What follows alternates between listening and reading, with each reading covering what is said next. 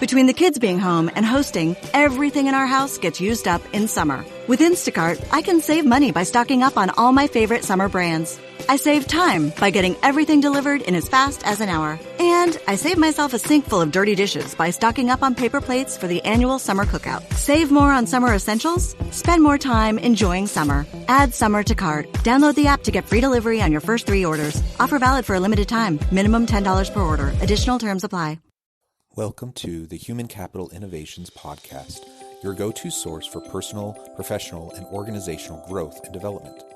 We hope you tune in often for all things people management, organizational development and change, organizational leadership, and social impact related. Maximize your personal and organizational potential with Human Capital Innovations Podcast.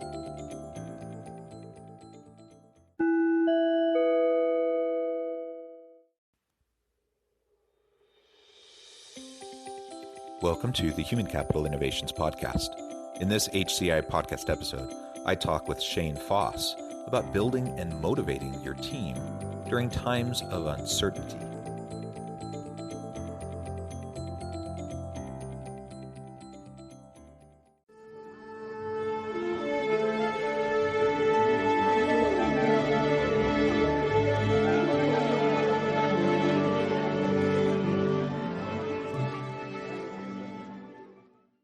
Shane Foss, welcome to the Human Capital Innovations Podcast. Oh, thank you, Jonathan. Really looking forward to joining you. Yeah, it's a pleasure to have the chance to talk with you today. I'm excited to have this conversation. We're going to be focusing today on something that I think is very timely and important for every organizational leader to consider right now after we've gone through this year-long pandemic situation and this difficult context that we've all been a part of. And that is building and motivating your team during times of uncertainty. Now, certainly that doesn't apply exclusively to the pandemic. There's disruptions and uncertainty around us all the time, and that's going to be with us long after we've gotten everything under control with the pandemic situation and people are vaccinated and things kind of open back up.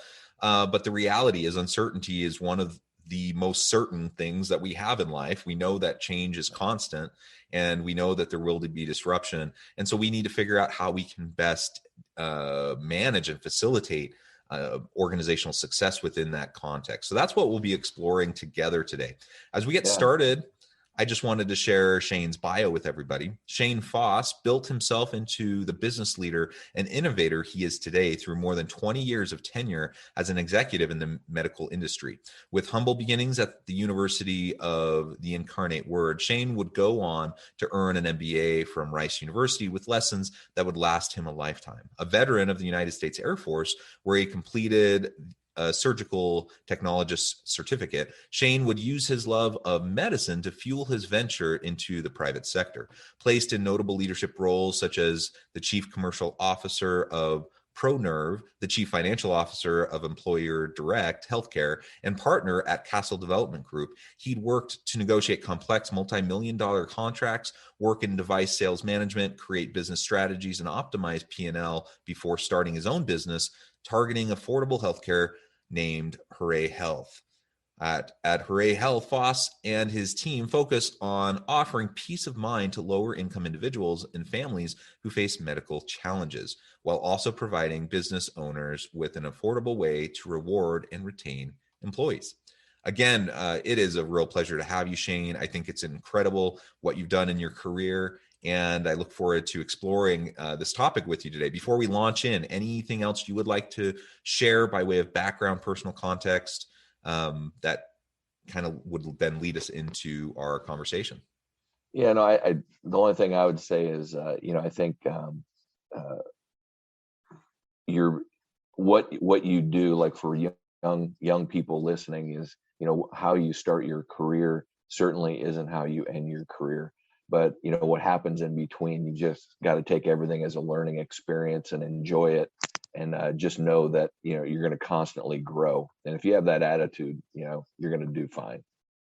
Yeah, well, I love that. I think that's a great foundation, a great way to start this conversation.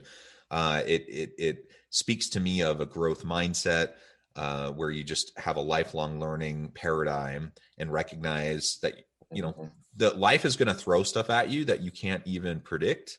And we Yep. got to learn how to be flexible and roll with the punches and learn and grow. And if we kind of have that flexibility built into our approach to life, then we'll be just fine. And we will have opportunities to pivot and to go in new directions.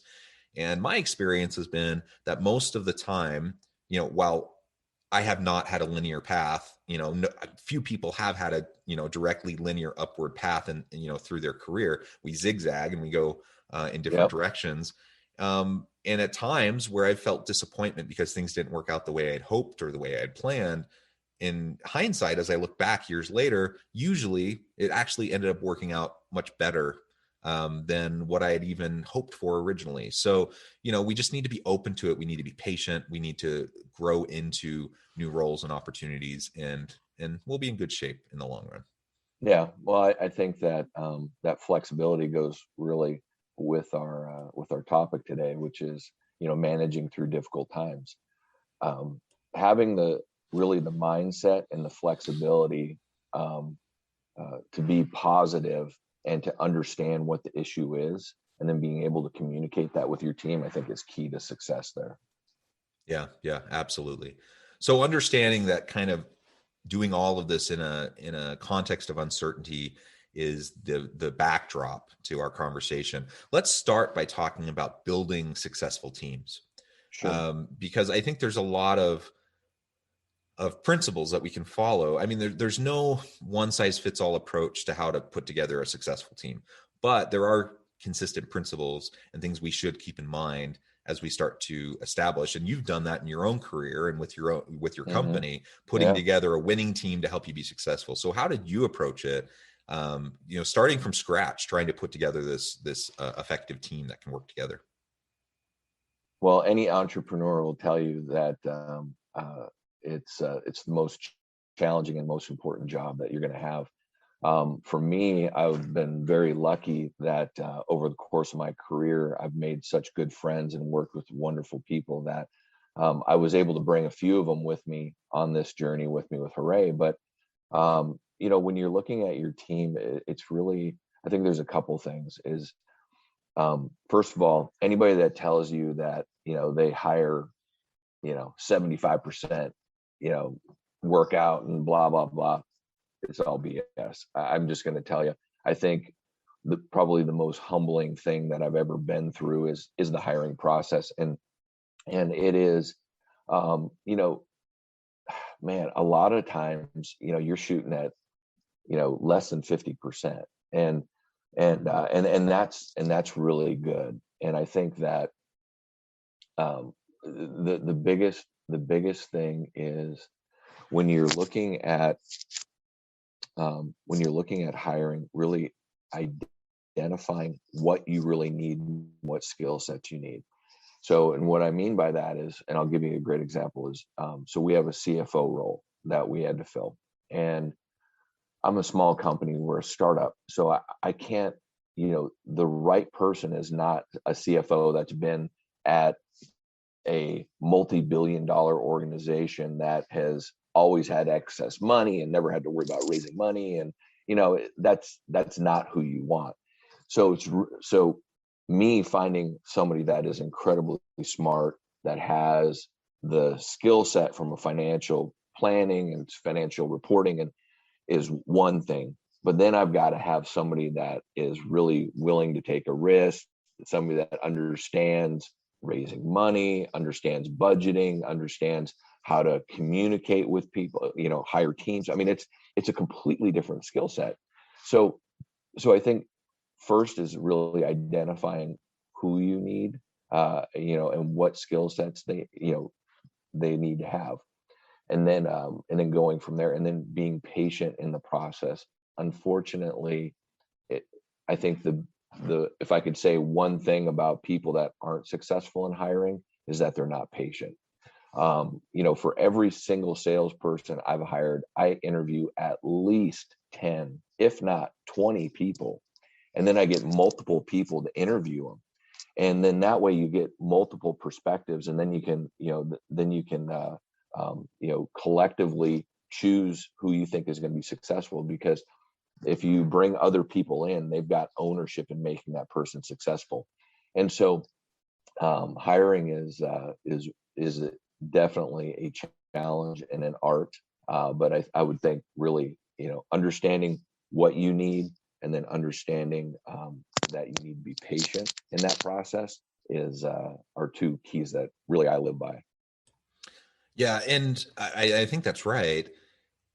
And it probably sounds like obvious and overly simplistic to just say know what you need, but the number of times I've talked to leaders who think they need one thing and but they really need something completely different, or they're just they're resurrecting an old job description that maybe they used the last time they hired someone 3 years ago, and so they just post the same thing that they used without updating it. That happens a lot. Right. Or Yeah. you have to know what your actual objectives are, what you're trying to accomplish, and what the ideal composition of this team would be with the right skill sets and competencies. You have to be very clear-eyed about that. Otherwise, you're going to go after the wrong people. And you can have a really thorough process of screening and vetting and interviewing, but if you're targeting the wrong type of person through that process, once they get on your team, it's not going to work out, and it's not going to be a fit for them or for you, and they're not going to last, right? Right. As you were describing that, I was thinking of the old Ocean's 11 movie, if you recall, with George Clooney and Brad Pitt. And there's a scene towards the beginning of the movie, right after they talk to the rich the millionaire casino dude, and they're trying to get funded to do their heist. And then they go out and they start to identify who's going to be members of their team. And and it's actually a really fun clip from an organizational and HR perspective, because obviously this is for something they're going to be going to rob casinos. It's illegal. Right. But they're being very thorough and thoughtful about exactly what they need, why they need it, who's available, how are they going to fit together. And if you watch it from that lens, this 10-minute clip is like a case study of exactly what you should be doing in putting together a really great team for a startup venture. So I really love that. And it speaks to exactly what you were just describing.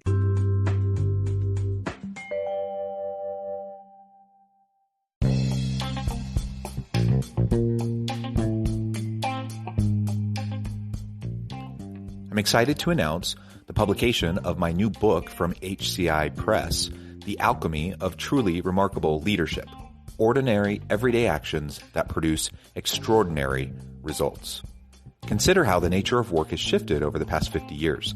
With increased globalization, rapid technological advancement, and the shift in economic composition, the average job of today looks very different than the average job of 50 years ago. What will the jobs and organizations of tomorrow look like?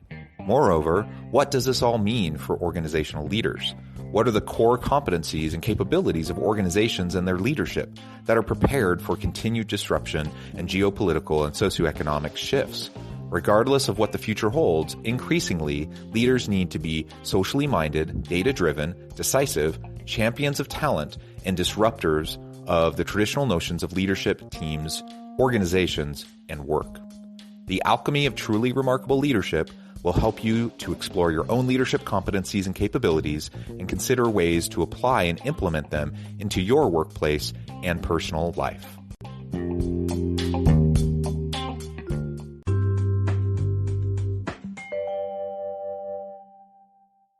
It sounds obvious, but it's not. It's easier said than done to actually be clear-eyed and identify what you actually need within your organization. And so many people get sucked into the trap of like you were just saying, you need a CFO. Well, okay, let's go hire for someone who came from a top 10 school, who has, XYZ experience at top corporations or whatever. And you start to get sucked into this false sense of security around credentials and experience that doesn't actually necessarily translate over to what you actually need in the organization at this point in time. And that takes a level of self-acknowledgement, like self-reflection, and perhaps being aware of your own personal biases, in order to acknowledge that and to be able to set those things aside so you can actually get who you need and not be distracted by the shiny lights of maybe a degree from, an Ivy League or whatever. Maybe you do hire someone who went to an Ivy League or someone who had experience at a great corporation, but that in and of itself that's not the reason. And that's not what you'd be looking for. Sure. Absolutely.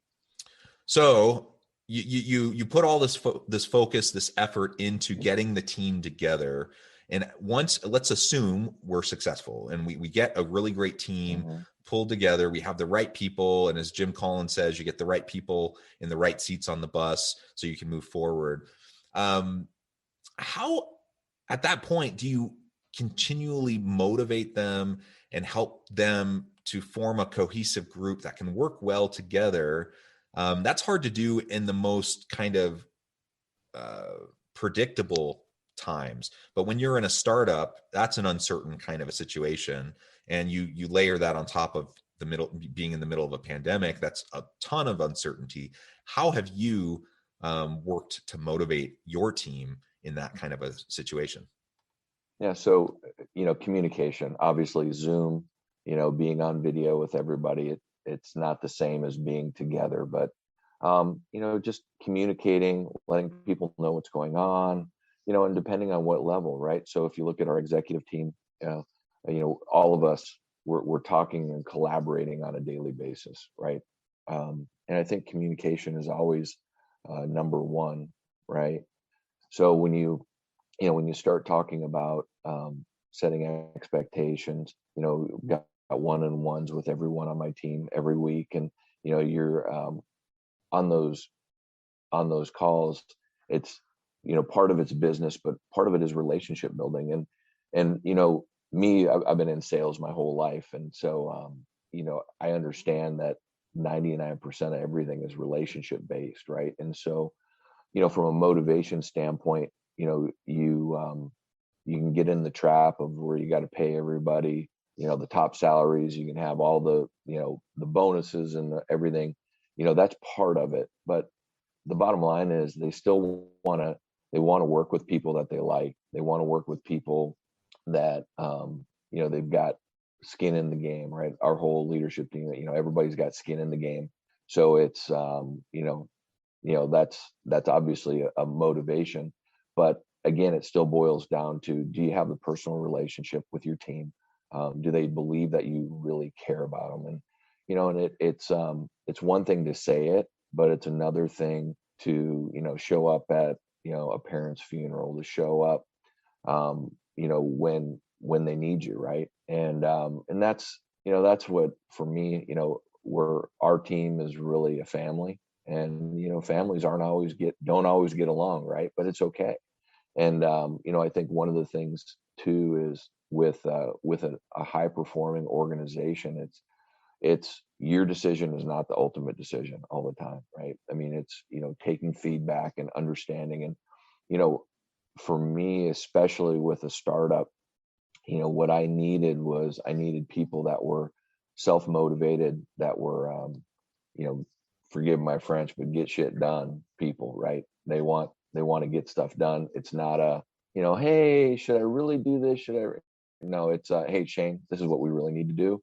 And then it's making a decision and then executing. I have some people on my team that I literally have the best leadership team that I've ever had in my 30 plus years leading teams. I've got the best team I've ever had. And so, when you look at operations, when you look at from a sales operations, from you look at a client operations, you look at sales, I've got the best team I've ever had from a CFO standpoint. And so, it's really, people at that level, they don't want a lot of instruction per se, right?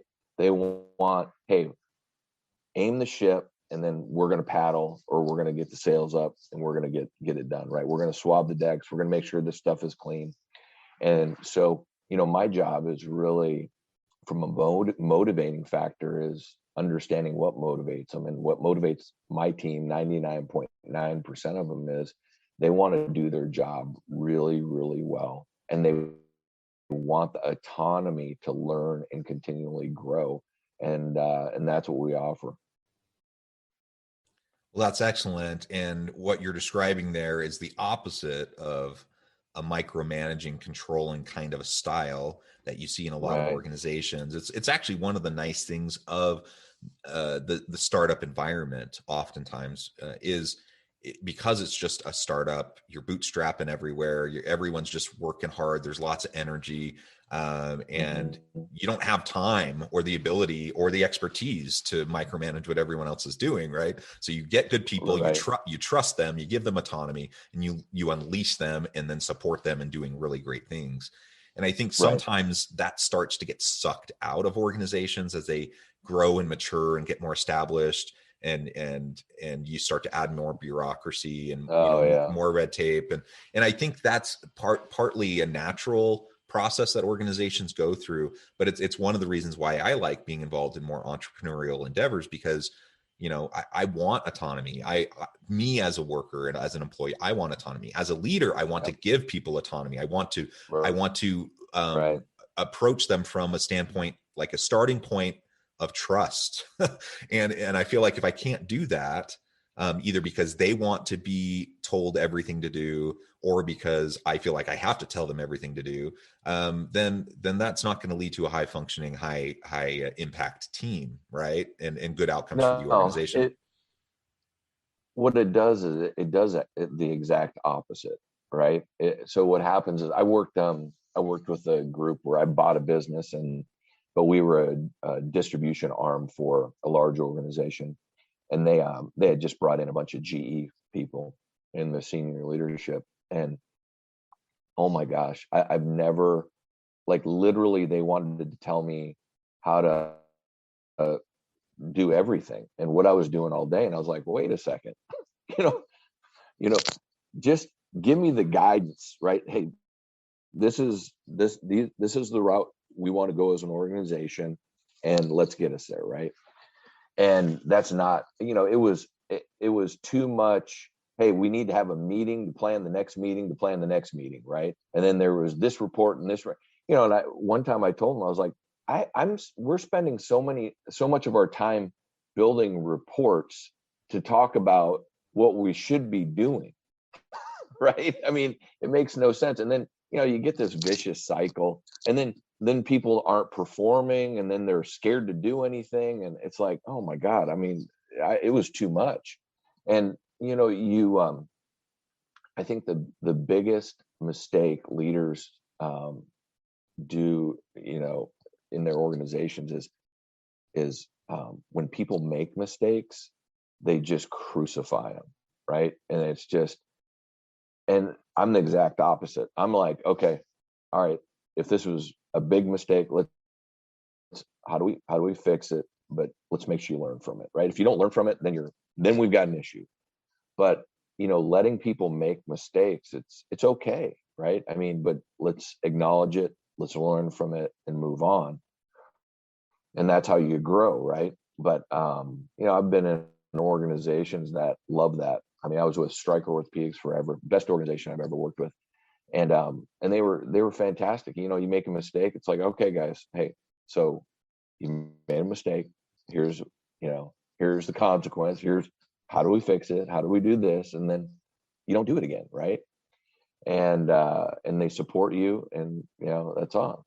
It's all, and you grow and you do better. And then I was with another organization that wasn't like that, and it was your credibility was shot, and you're like, wait a second. It's just, yeah, it's crazy. So I think, letting people fail, giving them the autonomy to make mistakes. But, you as a leader, you've got to make sure that they're learning from those mistakes and they're not repeating those mistakes. And, there's not, there's not purposeful ignorance going on there, right? That they're learning from it. So. Yeah, absolutely. Very well said. Well, Shane, it has been a real pleasure talking with you today. The time has flown by, and as I note the time, Yeah, I absolutely. realize we probably need to wrap up. But I did want to make sure I gave you a chance before we close to share with listeners how they can get connected with you, how they can find out more about your company, and then give us the last Yeah, word on the absolutely. topic for today. Yeah, absolutely. I think so. You can find us at www.hooray.healthcare.com. If you want to get in touch with us, you can find me on LinkedIn, Shane Foss. And last word of the day is patience. It is definitely a marathon. It's probably more like an ultra marathon, and that's with your career. That's just with life. That's just with you know with anything you're doing, especially hiring. But know what the problem is, communicate it, and let your team fix it.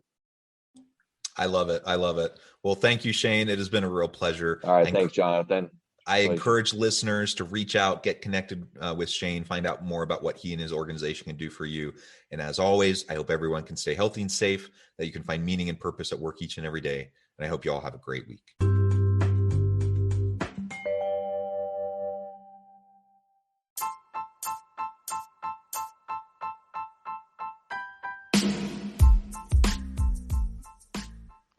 We are excited about the launch of HCI's new magazine, Human Capital Leadership.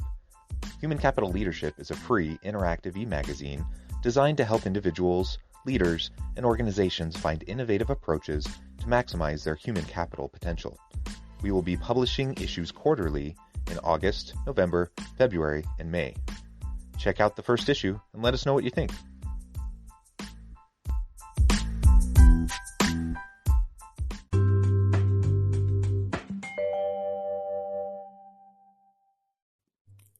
Thanks again for joining us for this episode of the Human Capital Innovations Podcast. I hope you stay healthy and safe and that you have a great week.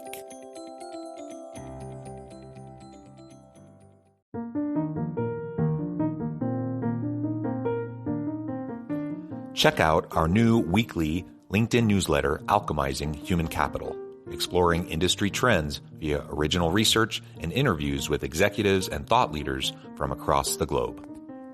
We look forward to having you join us.